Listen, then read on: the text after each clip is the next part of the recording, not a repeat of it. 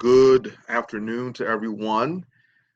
This session is titled Kingdom Collaborations, and I am hoping that we are all together in this place. If you would be so kind, let me know that you're in here by entering the chat to let me know that you are in.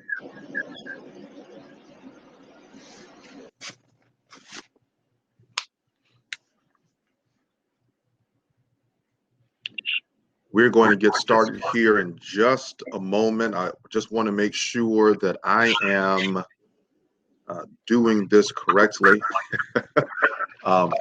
So if you are in the session, would encourage you to go ahead and engage in conversation. All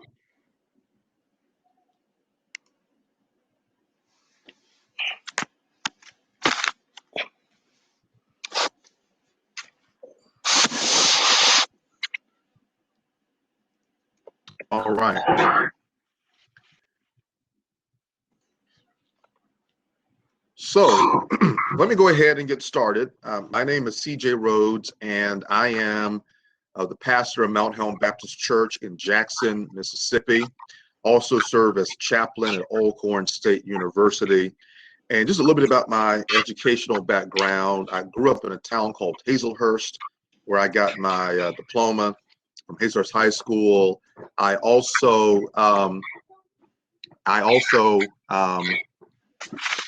had the opportunity to go to the University of Mississippi, where I was able to get a bachelor's of arts from the University of Mississippi in philosophy, and also got the opportunity to get a Master of Divinity from Duke Divinity School, and then a Doctor of Ministry from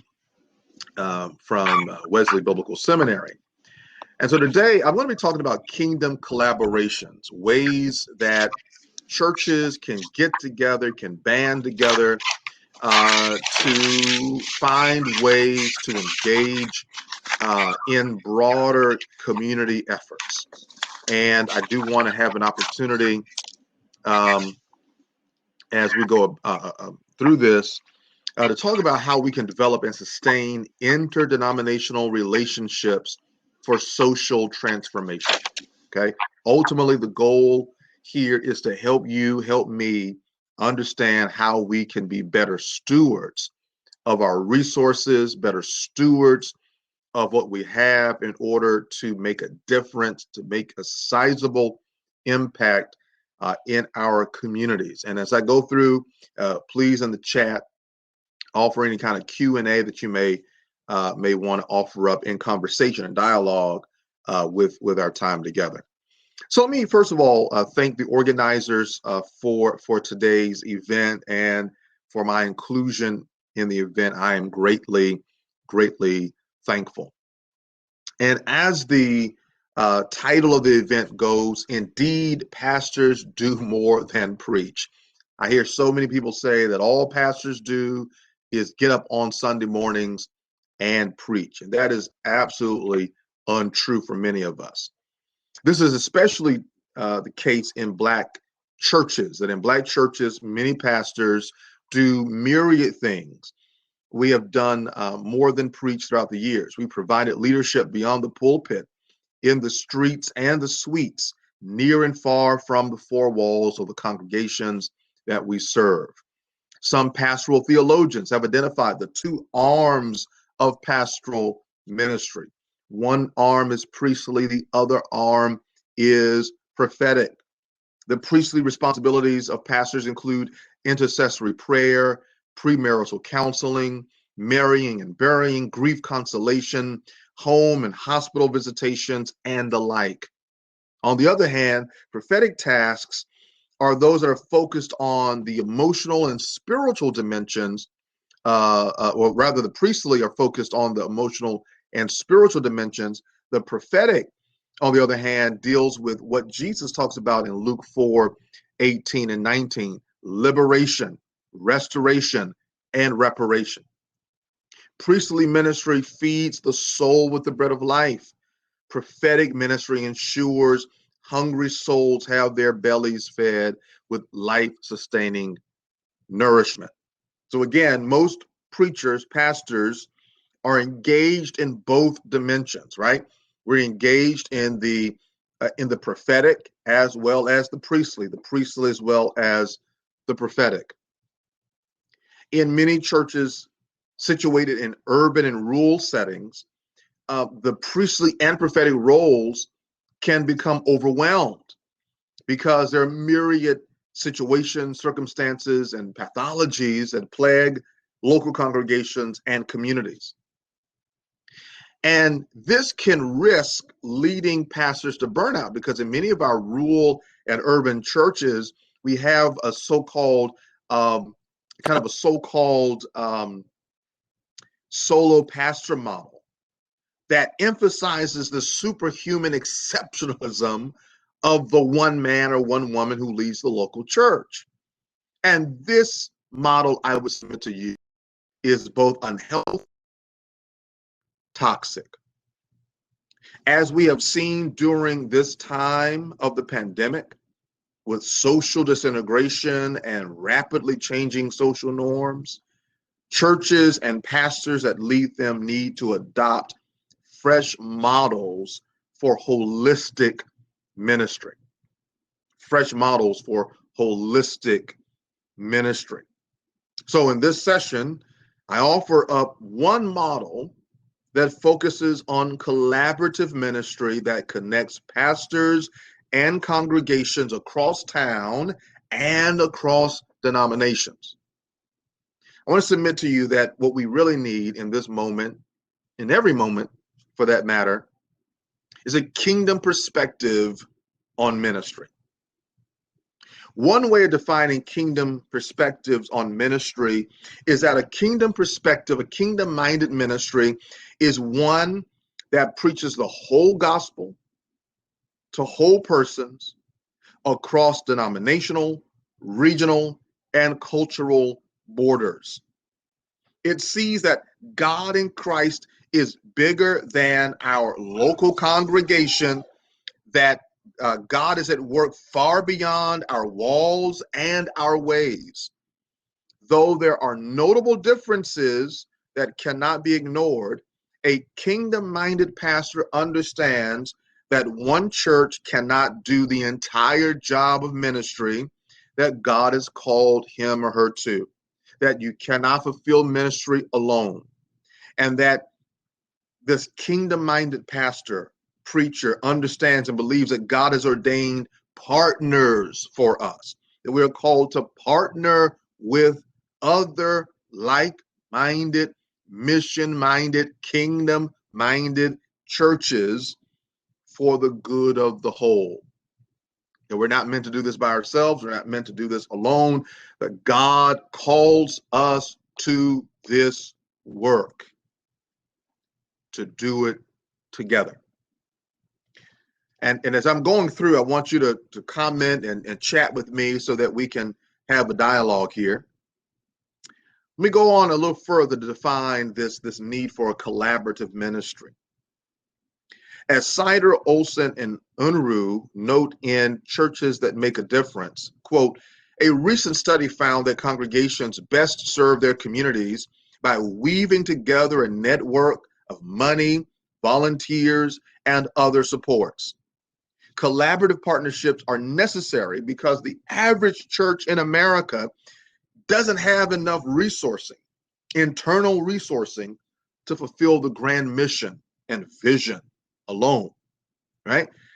Maybe there are those of you here in this event, in this meeting today, that feel overwhelmed because you don't have the financial resources, the human resources, the property resources, the creative resources to do all the things that's expected of you in ministry, right? And so you understand, the average church in America has what, 50 to 70 active members, active attendants, that they're limited budgets, limited opportunities to do the great work of ministry.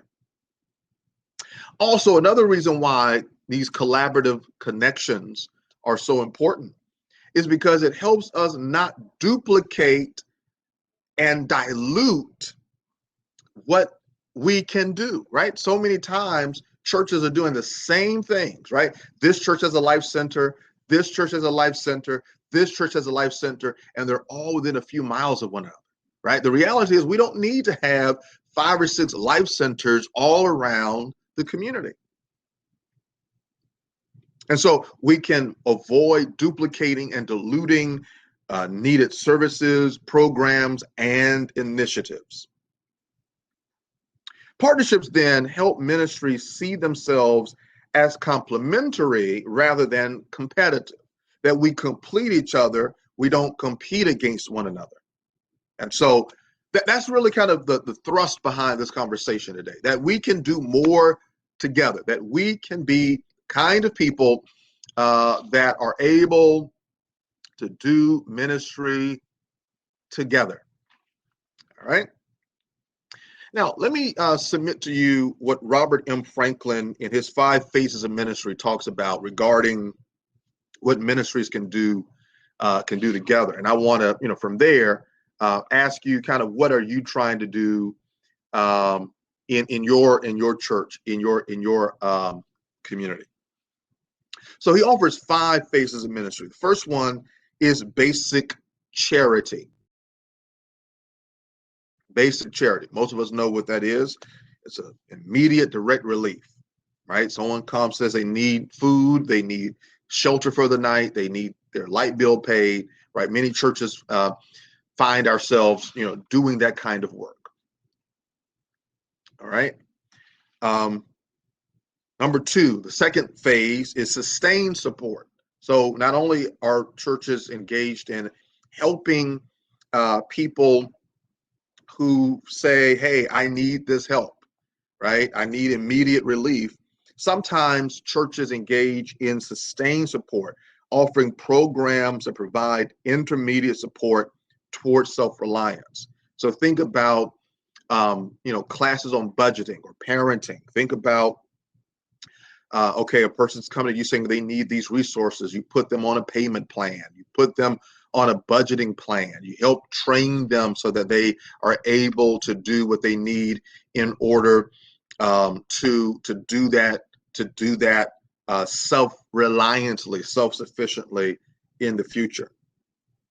The third phase is social service delivery, right? Social service delivery is the ongoing, long-term, institutional commitment, right? So this is where churches get involved in daycares, they get involved in Christian education, right? They build schools. They do a lot of different things that try to help the community for the long run. And usually those service programs, usually those programs are, you have to pay to play, right? You got to, you pay for your child to go to that particular daycare or that school or what have you. I want to focus our attention on the last 2 of the 5 phases. The 4th phase is political advocacy, justice advocacy, right? This is when a congregation or a coalition of congregations get together to advocate for policy reform, for changes in the way things are done, say at City Hall, at your county level, at your state or federal level. And then the 5th phase is what Franklin calls the comprehensive community development level, right? Where churches say, we're not going to just advocate for the state or the feds to do certain things policy-wise. We're actually going to do what we need to do to redevelop a community that's been gutted, gentrified, abandoned, right? That is going to be a space where churches get involved. Let me ask you, just briefly in the chat, which of those 5 phases resonates most with where you are in ministry? Do you do mostly charitable giving, or do you have sustained support mechanisms in your church, certain classes you offer, certain trainings you offer? Do you have social services? Do you have a daycare? Do you have a school? All right. Do you partner? All right. In the fourth phase, do you partner with other churches that advocate for justice, to advocate for policies, to advocate for things that you believe need to be done? Okay. And then, are you involved in some kind of comprehensive development? Are you doing things to help build up a community? Are you doing things to try to help your church to do certain things? I want to pause there just for a moment and ask you to answer any of those questions. Where are you on those phases? What are you doing with regard to any one of those phases?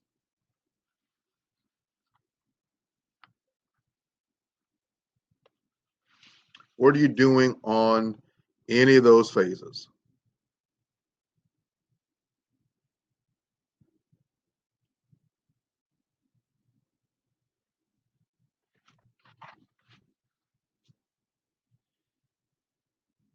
Okay. Excuse me. All right. So let's move on then to ways to get involved. If you want to partner within or through your community, what are the ways to do that? I'm going to offer a few ways to identify how you will go forth in partnering in your community.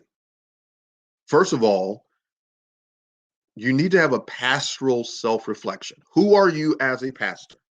That will help you in understanding what you need to do and how you need to do it. So, for instance, what makes you come alive? That's a question that Howard Thurman often asks his students. Don't ask what the world needs. Ask what makes you come alive. Don't just say, here are all the needs in the community, right? Here are all the needs in the community. Here are all the things that are wrong in society. We need to go do all. No, you'll burn out. You can't do everything that the community needs. You've got to find a way to engage your community based on your particular needs, based on your particular needs, not just your particular needs, but your particular what makes you come alive, right? What are some things that would help you to be all to flourish, right? Some of you come alive because you want to advocate for children or youth. Many of you love senior citizens, right? There are ways in which you have a kind of passion, right? That's another way of looking at it. What makes you come alive? What are you passionate about? Do what you're passionate about. There are serious amounts of folks doing amazing things. You don't have to replicate all of that. You don't have to do everything. Do what makes you come alive. So that's the first question. Second question: what's your assignment, and what are you anointed for? What's your assignment? Right? What makes you come alive? Right? What are you passionate about? But then what's your assignment? What has God called you to do? God has given you a calling to pastor and preach, but God's also given you unique skills and talents and gifts, right, to do that ministry with excellence. Again, it's about staying in your lane, about not feeling the need to do everything at the same time. Okay. Um, so I want you to answer that question, right? Good. Thank you, Janet. That's a great great response. We are involved in charitable ministries and justice ministries. That's good.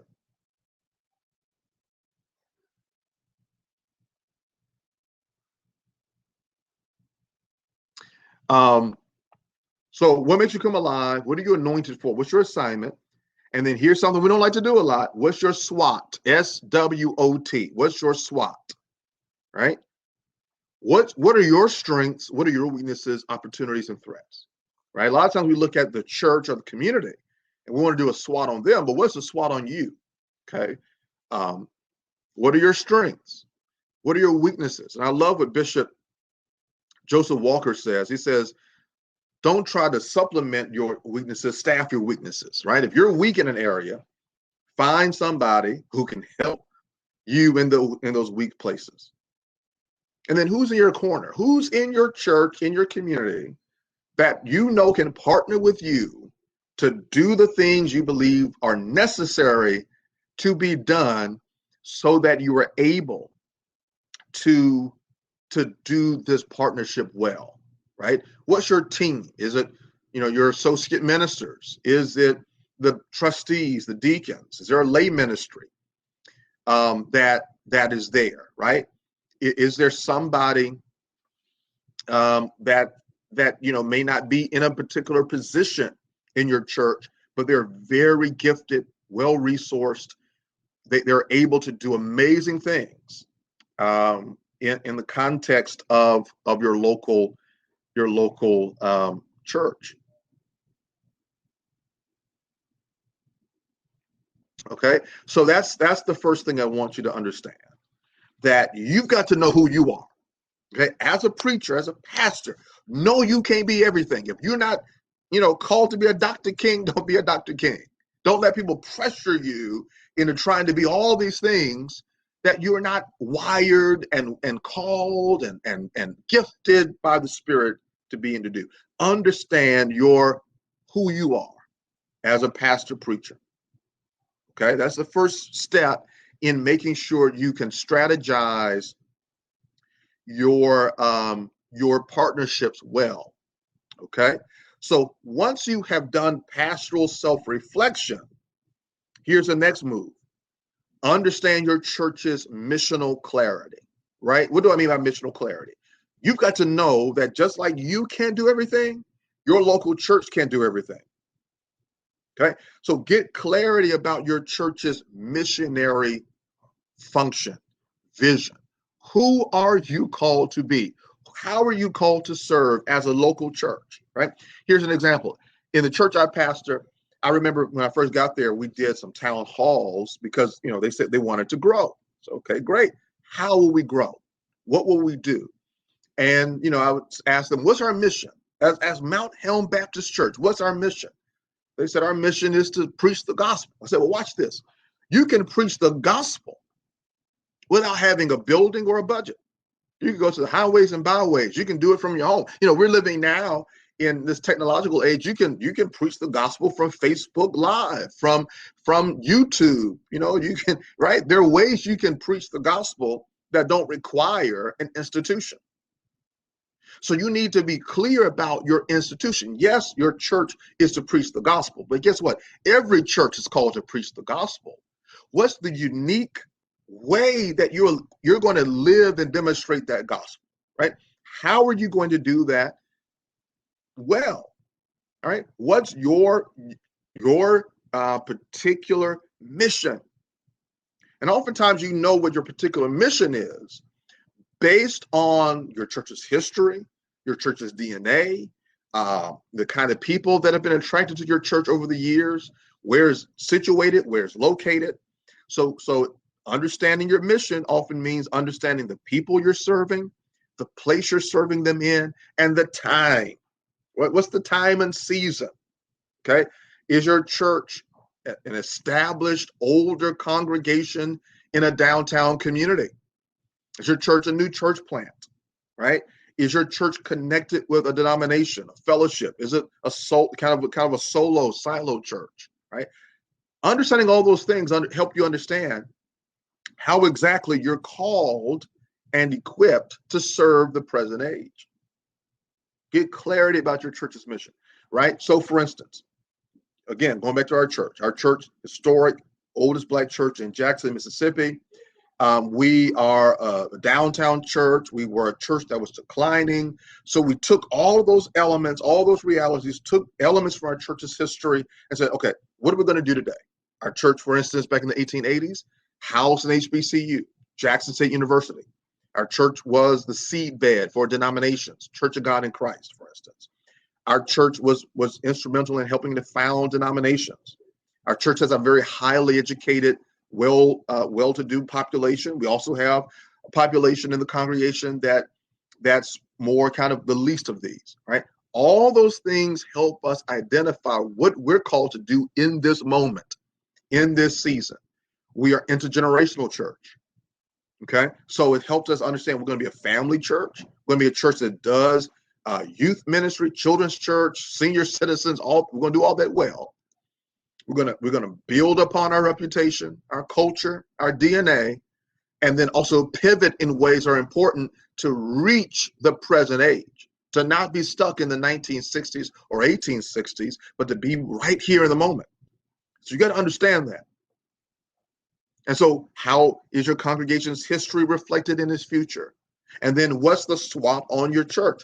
What's your church's strengths, weaknesses, opportunities, threats, and what's a major challenge to your church, right? You got to get real about that, because a lot of times we don't want to be real, right? We don't want to be real that our church has challenges.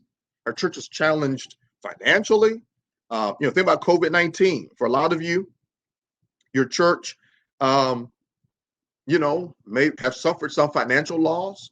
Maybe there's some attendance loss, right? You've seen people aren't plugging in. You got to understand, what's your challenge? If you want to partner and do things for the community, I want to say that you got to make sure that your church is healthy enough to do what it needs to do. Okay? You got to make sure your church is healthy enough to do what it needs to do. I want to submit this to you. If your church isn't healthy, make sure that you are doing what you need to do to get it healthy, right? Make sure you're doing what you need to do to get your church healthy, because it's very hard for an unhealthy church to be able to help people, right, flourish in the future. So pastoral self-reflection, know who you are. Church's missional clarity, know the church you're serving. Number 3, community asset analysis or asset mapping. All right. You've done the work on yourself. You've done the work on your local church. What's the community? What's going on in the community? What are the organizations, institutions, businesses, foundations, parachurches, etc., within the 10-mile radius of your church that you can partner with? Okay. Once you know who you are, what you're called to do, what your church is called to do, now you start to say, all right, our call is to reach young Black men. Okay, let's just say that's what you really want to do. You want to reach young Black men, not just to grow your church attendance, but you want to reach young Black men who are failing in school and are possible victims of gun violence. Let's just say that's what you want to do. You understand why you're passionate about that as a pastor. I'm passionate about that as a pastor because fill in the blank. Our church is going to do this because we're passionate about doing this for these reasons, fill in the blank. Now let's look to what are the organizations, institutions, businesses, foundations, parachurches in the local community, in the 10-mile radius, maybe within the city borders, right, that can help you accomplish that goal. If you want to reach young men, then the question is, well, how do I do that? Where do I go? I'm going to ask the question. If you want to reach young men, where do you think they're going to be? Let's say you want to reach 12 to 18-year-olds. Okay? What are the local high schools doing? Middle schools doing? Want to reach that population? Maybe you got to partner with the local school. Maybe you need to, look at what's going on in the barber shops in your community. Maybe you need to look at what's going on at the Boys and Girls Club, the YMCA, okay? Because watch this, many of those organizations are already doing a lot of the stuff to help young boys. You don't have to reinvent the wheel, right? What are some of the other churches in your community doing? Do they have a strong youth ministry, strong men's ministry?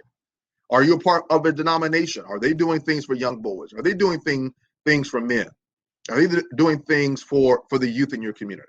Are you part of an association, a network of churches, a fellowship, right? Identify all of that stuff so you can get a sense of what are the assets, not the deficits. Many times we focus on the deficits. We focus on what's wrong, what's bad, what's deplorable, what's pathological. But in every society, in every community, I want to submit to you, there are assets. There are people in your congregation. There are organizations. There are institutions. There are parachurch organizations that are doing rich work that would love to partner with your church. Right? There are local schools that would love to have a church adopted.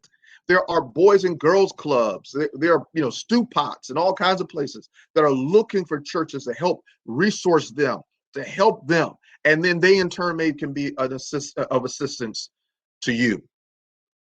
Okay, so understand what are the assets in your community.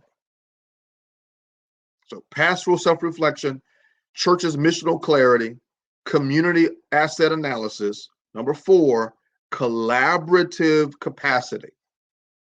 Collaborative capacity. All right. Now, you've done an analysis on you as a pastor, on your church's mission, what's going on in the community around you. Now you got to ask yourself, what can we do as a church to partner with this particular group of folks? You want to do this thing and do it well. What are some things that are going on that can help facilitate these sort of kingdom connections across churches, right? Across denominations, right? Across town. First of all, got to ask, what's the trust factor? Do we trust each other enough to do this work well, right? Do I trust the church down the street? Do I trust the pastor next door to me, right? Right? And do some analysis. Don't be wet behind the ears, right? Don't be wet behind the ears, because a lot of times you come in, you're a young pastor, for instance, you just come to a church and you're like, man, I want to do X, Y, Z, but you've not done the work to figure out, who are the people in the community who've done some bad things, maybe, right? They've embezzled money, right? They've stolen. So you got to be trust factor, because transformation often moves at the speed of trust. It moves at the speed of trust. Secondly, not only should there be a trust factor, what are your church's resources and assets? Okay, you want to help young boys, for instance. If you partner with a local school, do you have property? Do you have a basketball court? Do you have a family life center? Do you have classroom space? What do you have in your possession, if you will, that can facilitate this mission? You want to help young boys, so what are you going to do? What do you have? Maybe you don't have property resources. You got people resources. There are people in your congregation who work in law enforcement. They're educators, whatever, right? They're good at technology. They're good at coding. Begin to figure out how to tie those people and properties to the particular purpose that you want to engage in. And then ask yourself, is this a short-term or long-term goal? Are we doing this for the summer, right? Are we doing this for a weekend? Are we doing this for the long haul?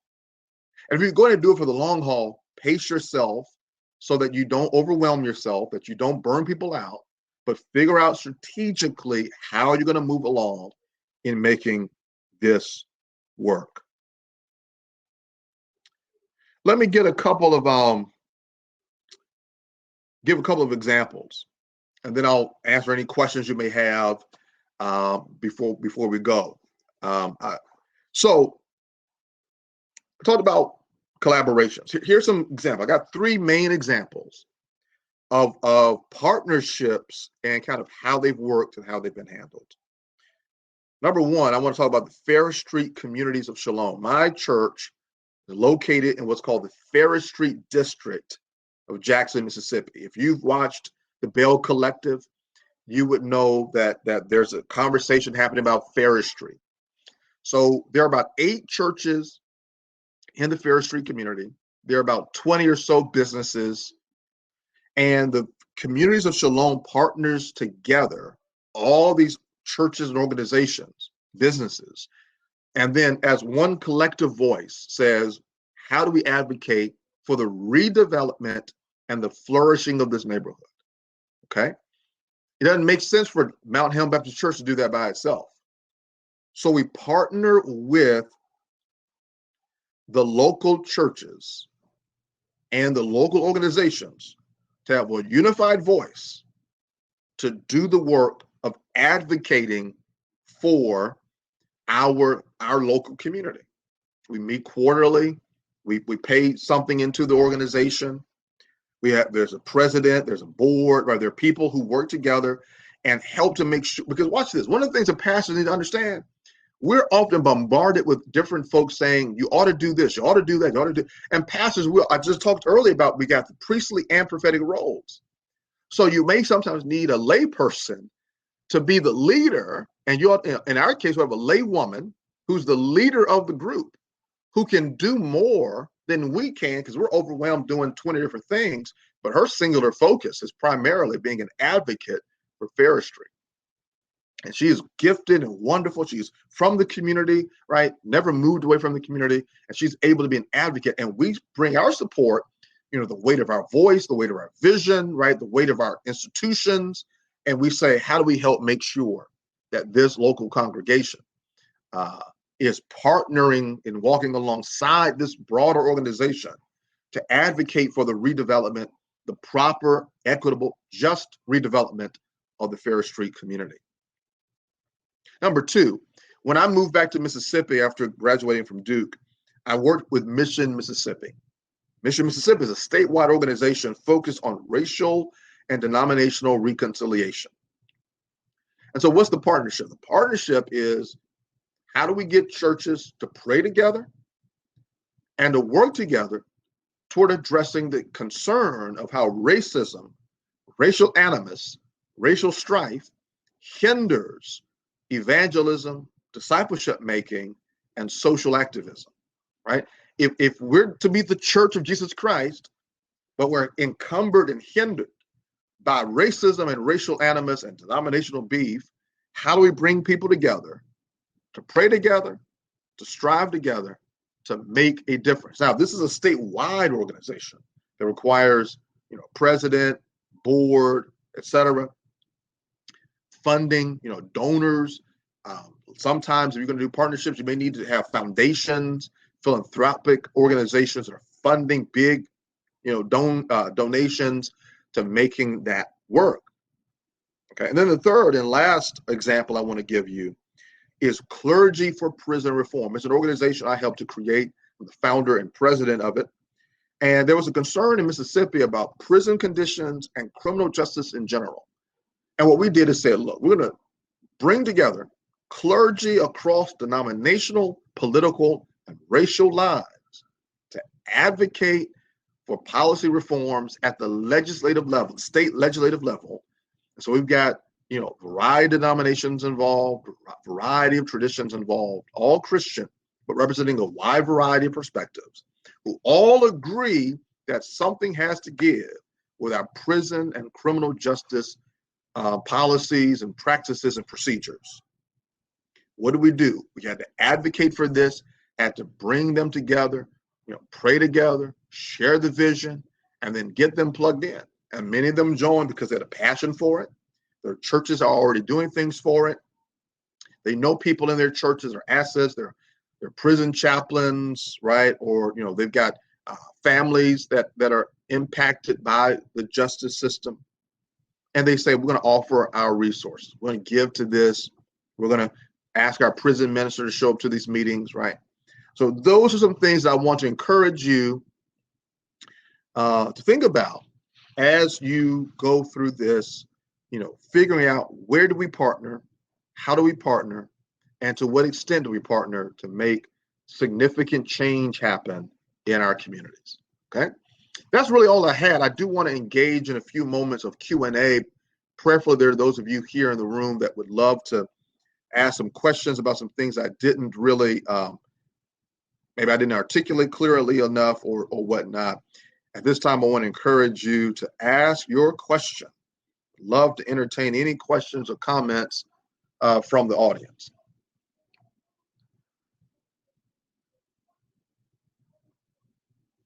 Anybody, if you got a question or comment, would love to hear it at this time.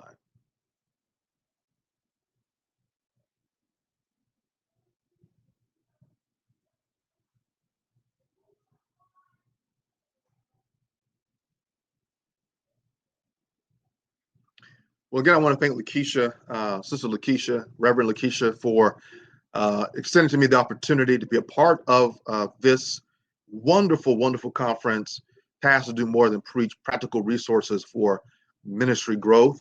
I'm going to share with you at this time my contact information. If you want to get in contact with me, you can email me at pastor@mounthelm.org. That's MTHEM.org, pastor@mounthelm.org. You can also visit our website, mounthelm.org. And also you can visit clergyforprisonreform.com, spelled out, clergyforprisonreform.com, to see ways that we partner together. I want to close in prayer and want to encourage you to continue to enjoy and be blessed by this conference. God, we thank you for kingdom impact and kingdom influence that you've given to the church. Indeed, Lord, when your word says there are many members but one body, we're not talking just about the local congregation, but the entirety of the body of Christ. Help us to see the needs in our communities as needs you would have us fulfill, to recognize that we cannot fulfill those needs alone, in silos, separate, singularly, but we need a team of people in our local congregations and across denominations and congregations doing that work together for your glory and for the collective good. Continue to bless this conference and all those who've been impacted by the winter storms around this nation. Help us in this season, every season, to recognize that we have a call to fulfill, to serve this present age in this moment, in this way. We ask that you would do it for your glory and for our good. In Jesus' name, amen. God bless you. God bless you, Janet. Thank you so very much. Okay.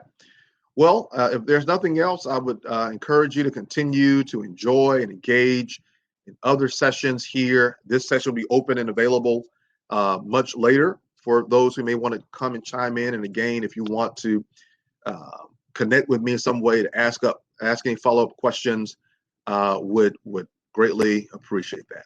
All right. Thank you all so very much. Blessings upon you. Enjoy the rest of your day.